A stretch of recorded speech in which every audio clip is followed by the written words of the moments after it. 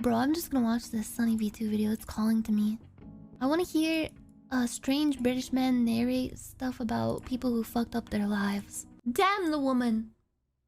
I'm a bossy little monkey. I'm a bossy little silly baby. I'm sitting in my high chair, demanding more applesauce. Matthew McNally and Joey Miller robbed a home in Iowa using masks drawn onto their faces with permanent black marker. Whilst on the run, the two discovered that permanent black marker doesn't rub off easily, leading to their simple arrest and embarrassingly stupid mugshots. However, these two still look like geniuses in comparison to some of the other idiots we'll be talking about as we discuss the stupidest criminals of all time. Take for example MacArthur Wheeler, who robbed 2 banks in broad daylight as he thought that pouring lemon juice on his face would make him invisible to cameras. When shown the bank surveillance footage, Wheeler refused to believe that he was visible, stating to officers, "But I wore the juice," believing that as long as he didn't come near a heat source, he should have been completely invisible. Police concluded that Wheeler was not crazy or on drugs, just incredibly mistaken, with the lemon juice mistake eventually costing Wheeler a 24.5-year prison sentence. However, if we're on the topic of terrible disguises, then we can't go past— That actually does kind of look like—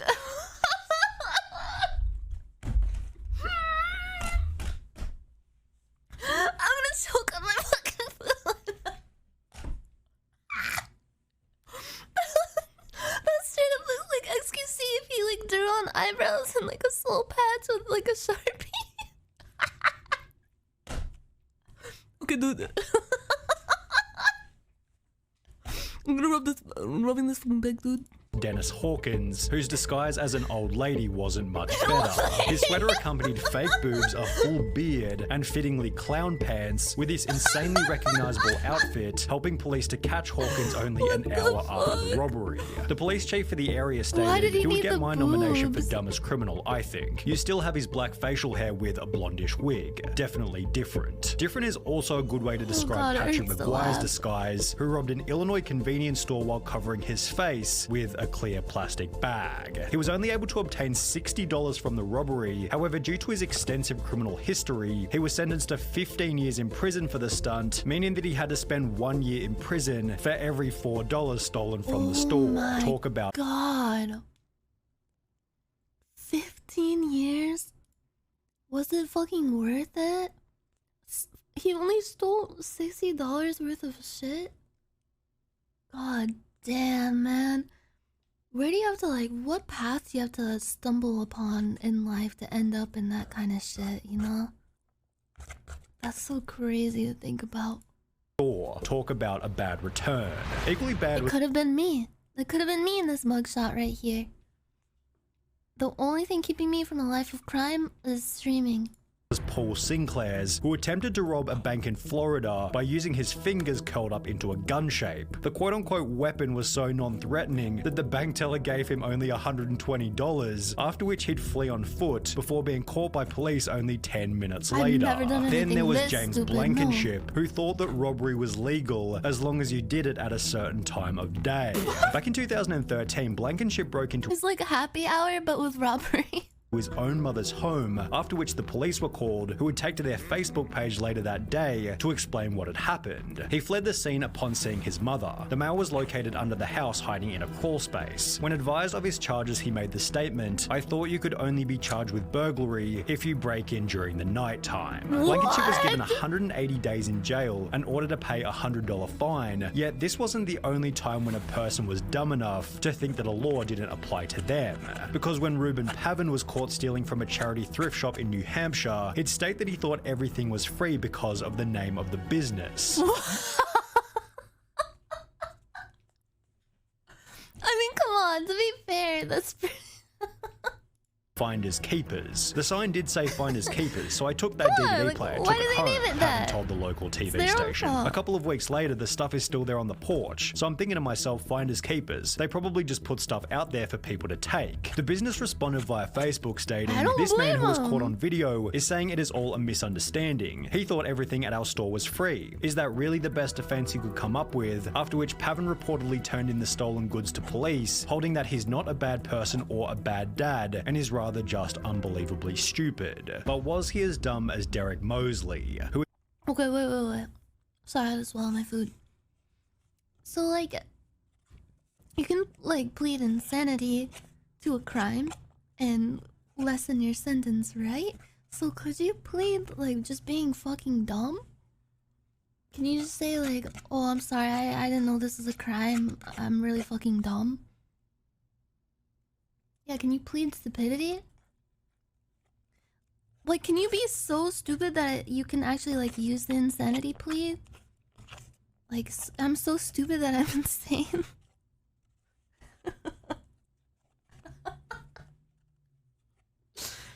Feign ignorance? Yeah, like, I mean, maybe you're not actually feigning it. Like, maybe you were actually ignorant to like some kind of law because you're just dumb as fuck. Your Honor, please excuse me. I am so stupid that I am insane. I am insanely stupid. I didn't know. In 2013, attempted to rob a store named Discount Gun Sales by using a baseball bat. When Mosley allegedly barged into Discount Gun Sales and smashed the display counter with his baseball bat, the store manager simply pulled out his own personal firearm and pointed it straight at the would-be robber, holding Mosley in the store until he was arrested. These guys are like the hypothetical criminal on Reno 911. In July 2022, when a gun store was robbed at knife point, although this tale instead ended in a body bag as the robber was fatally shot by the store owner as he tried to exit with his loot. But what happens when you accidentally call 911 whilst committing a crime? Pocket dialing the police is probably a fairly common occurrence. However, for Carson Reinhardt and Nathan Teklemariam, it happened at the most unfortunate moment, specifically while they were breaking into a car. The alert dispatcher soon realized that the call was an accidental one, and moreover that the guys on the other end might be up to no good. For the next 35 minutes, the dispatcher stayed on the line, listening and gathering information as Teklemariam and Reinhardt did the following. Discovered a car that they thought they could burglarize, discussed how to break into the car, allegedly broke into the car, exclaimed in delight over finding narcotics in the car, became confused as to how and why a police car was Can you imagine like being the 911 dispatch person hearing this call, just hearing these two guys being like, oh yes, we broke into this car. Oh hell yeah, I love breaking into cars. Oh shit, there's tons of illegal drugs and narcotics in here. Oh my god, bro, this is epic. Oh, fuck yeah. Following them and reacted in disbelief when the arresting officer revealed that they'd been on the line to 911 the entire time. Scott Simon found himself in a similar situation, although under much more severe circumstances. Whilst on trial for murder in 2015, Scott was successfully sentenced to life in prison, as 2 years prior he'd pocket dialed the police while admitting to a friend that he was the one who committed the crime. He had no idea he called 911, a sheriff's office spokeswoman told the Miami Herald. He basically told on himself, as did Albert Bailey, although in a much stupider way. Bailey had planned on robbing a bank in Fairfield, Connecticut, although rather than exercising the element of surprise, he'd call the bank prior to the robbery stating, I want $100,000 in large bills and no die packs. I'll be sending someone into the bank to get the money. Don't call the police, we are monitoring the police scanner. Prior to making this phone call, Bailey had already served 7 years in prison for a previous bank robbery. Have you guys ever listened to like police scanners before? Like, it's legal to do this, right? It's legal to do that, right? Like, they have it freely available online to listen to. Yeah. In America at least it's legal. Not in some states. Wait, is it illegal in certain states? Yeah, I like to pretend I'm like a fucking vigilante person in my little criminal catching cave, surrounded by monitors, and I pull up a bunch of police scanners and I listen in. It's really fascinating. And then you could like look up all like the codes that they use, because they refer to like different crimes and shit with like code numbers.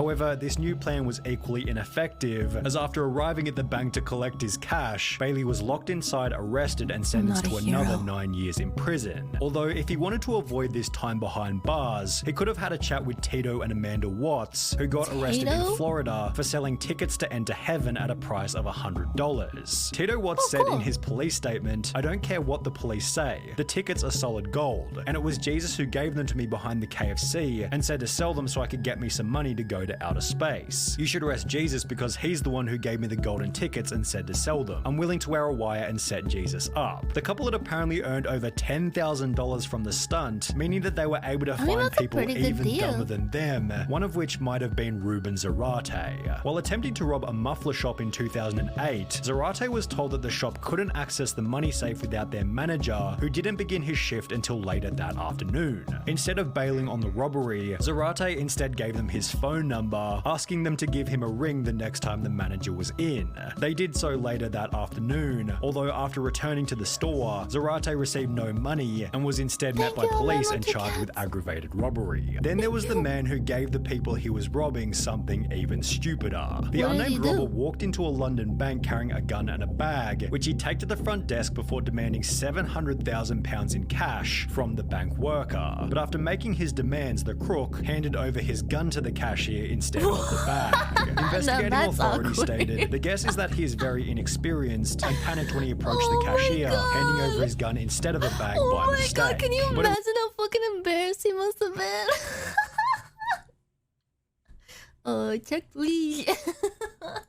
It was Trevor Jones who left an even more damning piece of evidence at his crime scene. After breaking into a house in Atlanta, Jones took a moment to check his Facebook on the owner's computer before leaving without logging out. Less than 3 years later, a similar story entered news headlines, reading, a 26-year-old Minnesota man has been tracked down by police after leaving his Facebook profile logged in at a house he allegedly robbed, although this story has a much funnier ending. The homeowner decided to message the robber via his Facebook, stating, you left a few things at my house last night, how can I get them back to you? Which was followed by the robber agreeing to come back to the home so he could collect the stuff he forgot. However, the robber didn't get any of his items back and was instead arrested while still wearing a watch that he'd stolen from the night before. While both of these idiots used social media poorly, at least they didn't brag about the robbery in a YouTube video, as is what happened in the bizarre case of Hannah Sabata. In 2012, at the age of 19, Sabata stole $6,000 from a bank in Nebraska, and while almost anybody else would have simply kept quiet, Hannah instead took to her YouTube channel Jelly Beanie to upload a video titled Chick Bank Robber, in which she'd straight up admit to having just committed a robbery. She'd then discuss her entire methodology for the crime, while showing the money and the amount that had been stolen, before concluding the video by describing the vehicle she had used and that it had its license plates removed.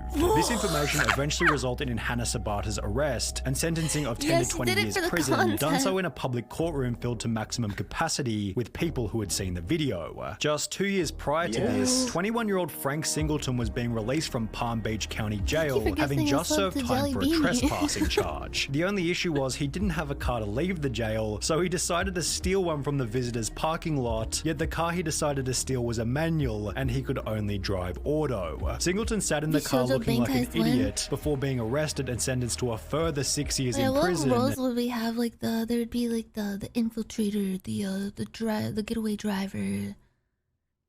I'll be the getaway driver. I'm a pretty good driver.